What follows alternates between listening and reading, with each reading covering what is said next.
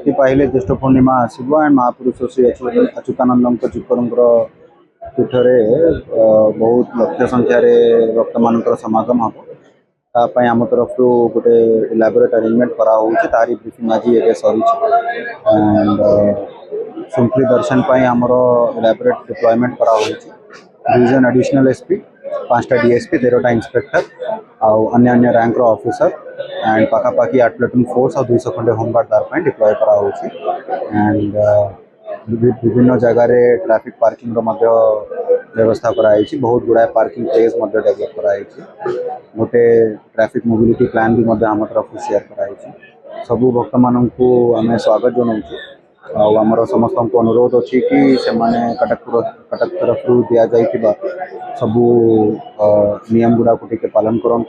आउ श्रृंखली दर्शन सब जमी सब भक्त मैंने करेंगे से दिगरे आमको साहय गत वर्ष जमी होता कि वर्ष चलित नुआ नियम निर्माण मार्केट जो दुकानी मैंने अच्छा मानने फर्माल दुकानी वर्ष 100 पास इश्यू व्यवस्था केमी कम कराई जमी प्रस्तुति बैठक में जमी सब जिनसर नहीं आलोचना से हिसाब से समस्त कराहब एंड जमी मुझे कहली बैरिकेड व्यवस्था कराई लोक मैंने आसबे से बैरिकेड रे महापुरुषों दर्शन करेठू बाहर सब प्रकार आमर व्यवस्था कराई मेला पठार नदी पठार जो मेला ग्राउंड जोटा रही पुलिस मुतयन होकर रही।